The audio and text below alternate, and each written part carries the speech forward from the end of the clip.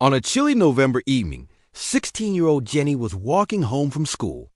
The wind was picking up fallen leaves and swirling them around her feet as she walked.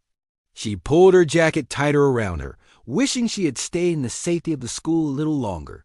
As she rounded a corner, she saw a boy sitting on a nearby bench. He was hunched over, shoulders shaking. As she got closer, Jenny could see that he was crying. His name was Sam, and he was 2 years younger than her. They'd been friends since kindergarten. And although they drifted apart as they got older, they still had each other's phone numbers. Jenny hesitated for a moment, unsure of what to do.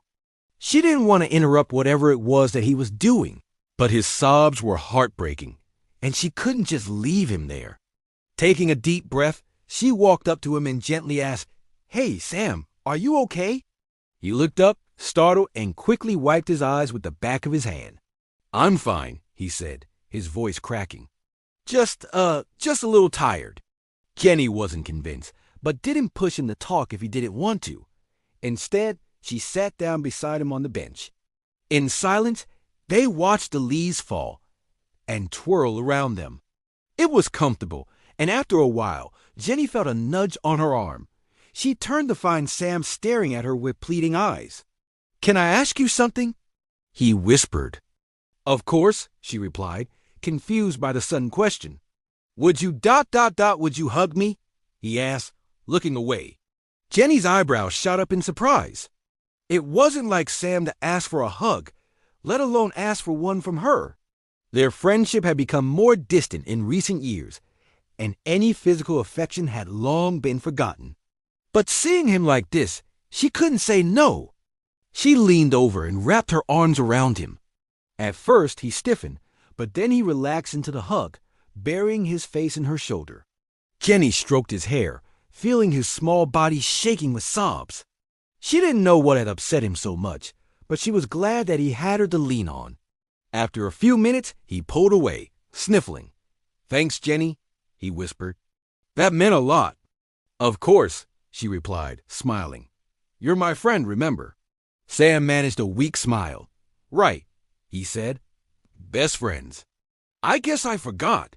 The rest of the walk home was filled with comfortable silence. When they reached Sam's house, he turned to Jenny, his eyes shining with gratitude. "I really appreciate you coming to see me, Jenny," he said. "I don't know what I would have done if you hadn't." "Nonsense," she replied, waving her hand dismissively. "I would have worried about you all night if I hadn't come. You're my best friend, remember?" He smiled, the sadness from earlier completely gone. "Right," he said.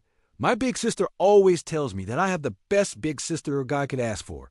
Jenny laughed, nudging him playfully. "I'm not your sister, silly.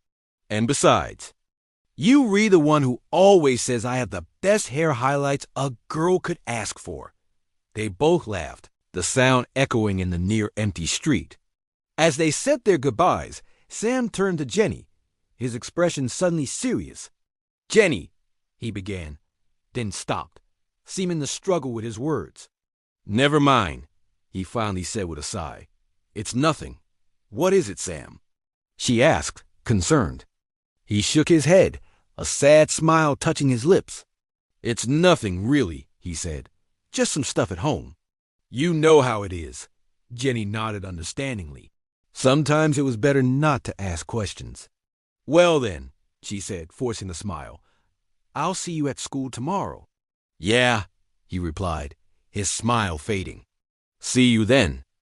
As Jenny walked away, she couldn't help but feel a pang of sympathy for Sam. Whatever was going on at home, it sounded like it was more than just the usual family squabble. She hoped that he would be okay, even if he didn't think so himself.